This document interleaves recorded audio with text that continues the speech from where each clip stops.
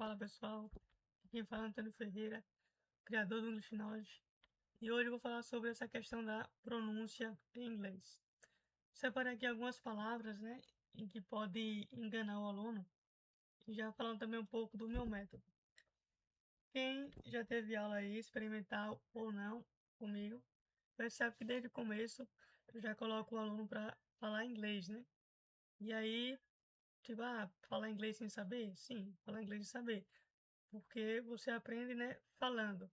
E às vezes a pessoa está lá lendo um texto, ou vendo alguma frase, e se depara com umas palavras dessas, por exemplo, essa primeira. Vamos supor aí que você não sabe, alguns realmente não vão saber, outros já sabem, mas serve para todo mundo.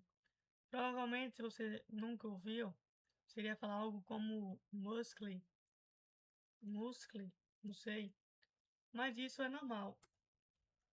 A pronúncia correta é muscle. Aí você fazia a fonética, né? Muscle. Então, no texto, quando a pessoa está lendo, eu faço justamente isso. Aí os alunos já ficam com raiva, né? Mas por que você faz eu ler errado, né? Para depois você me dizer. Porque eu gosto de criar essa autonomia no aluno. Então, imagine que você esteja lendo um texto sozinho. Você iria falar o muscle. E aí, se ele tivesse o áudio, né? Que é o recomendado, você, quando você for ler, buscar o áudio, a pronúncia em algum lugar, você iria ver que não é muscle, e sim muscle. E daí, depois de você escutar a pronúncia correta, você faz a sua fonética, como você iria pronunciar aquilo. Você, essas barras indicam como você iria pronunciar em português. Então isso facilita muito, né? Então essa é a estratégia que eu uso. Eu deixo o aluno perceber como ele fala, depois apresento a pronúncia correta. Esse é um dos maiores paradoxos no inglês. Quanto mais você escuta, mais você melhora a sua fala. Por isso que a escuta é tão importante no inglês. Você está assistindo, ouvindo música, você está escutando constantemente e vendo como é a pronúncia correta. Seguindo, essa aqui é muito parecida com o português, mas não é ideia, seria idea. E aí o aluno já fala, né? Como é que você quer que eu adivinhe, né? Isso aí seria dessa forma, idea. Mas a questão é essa, nunca foi para você adivinhar como é.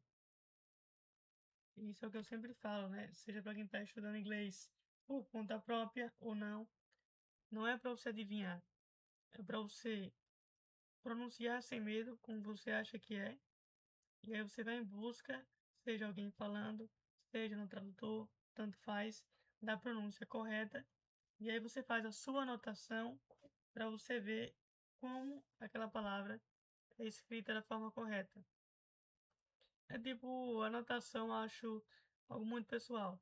Não sei se você já tiveram essa experiência, acho que todo mundo já teve. Quando você falta um dia no colégio e você precisa pegar o caderno emprestado de alguém, ou então quando é uma prova, alguém lhe pede o caderno emprestado, né? E ali ninguém entende nada, porque, pô, o cara anota de um jeito, você anota de outro. Então é algo muito pessoal, as anotações. Também é assim no inglês. Eu posso anotar de um jeito para dar aquela ideia para o aluno, depois ele vai revisando e faz a dele mesmo, para que facilite, né, o entendimento dele. Então essa é a ideia do inglês, não é você decorar. Então toda vez que eu ver um I, o som vai ser esse. Toda vez que tiver um E e um A, não faça aí esses jogos aí que mais atrapalham do que ajuda. Só precisa pronunciar como você acha que é, escuta a forma correta e faz as anotações para que você possa lembrar depois. De novo, o inglês, a assimilação é a longo prazo. Não é porque hoje você vê esse muscle que você é obrigado a lembrar. Mas próxima vez você vai ver, ó, tem uma coisa aqui que não é como eu acho que é. A pronúncia é diferente. Vocês já perceberam isso aí? Geralmente a escrita é de uma forma, mas a pronúncia muda muito. Como é que você vai saber? Falando, ouvindo e etc. Não é, sei lá, por adivinhação. Nesse caso aqui, muita gente já conhece o caso do anime também, né? Mas alguém pode pronunciar isso, sei lá, PS, mas seria piece, de pedaço, né? Piece. Esse exemplo eu sempre falo, né, da internet. E no inglês, aqui a gente já pegou uma regra de gramática. No inglês americano, o N e o T fica mudo. Então você pode falar internet, né? Mas não seria internet. Pode tentar colocar ali no sotaque para se passar, mas seria internet. inner, né? Como é que você queria que eu adivinhasse? Que é assim, não é pra adivinhar. Você vai percebendo, né? Você percebe que a gente aprende no erro. Foi você errar que você percebeu essa regra gramatical, né? O N e o T não sai, e aí você vê a pronúncia correta, e aí você já não erra mais. Quando você for falar, quando alguém for falar com você. Então essa é a regra. Aqui, cérebro. Você vai falar brain. É brain. Brain. Novamente, você só vai pegar falando e escutando. Então toda vez que eu ver esse A, vai ter som de E. Nem sempre. Nem sempre. Nesse caso aqui, eyes.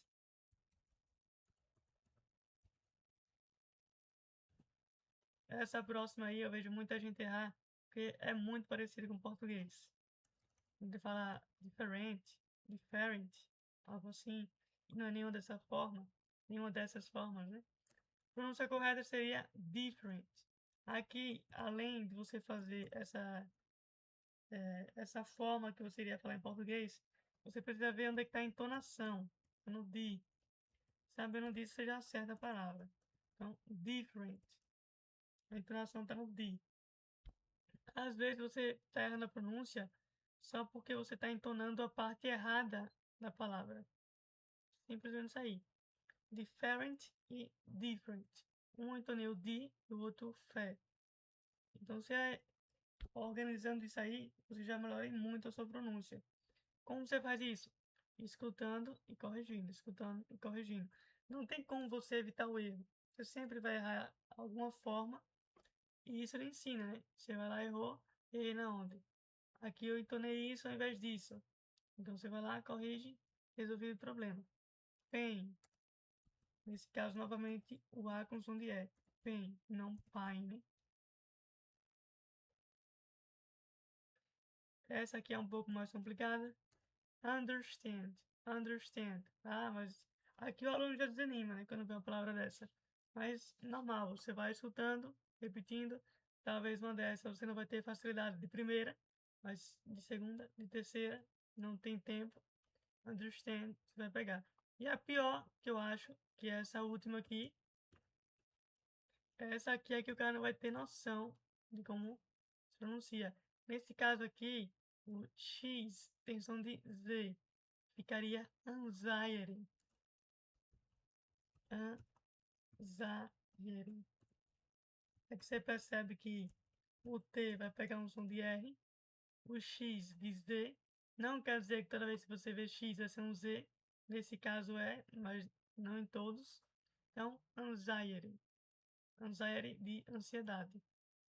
Então, é uma forma para vocês começarem a praticar a pronúncia.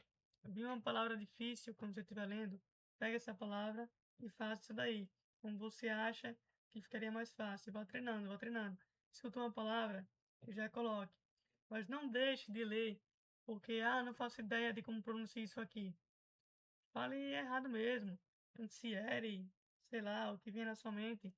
Mas se depois, quando você for ver o áudio, você corrija. Você não pode ficar nessa de, porque eu não faço ideia, logo não falo.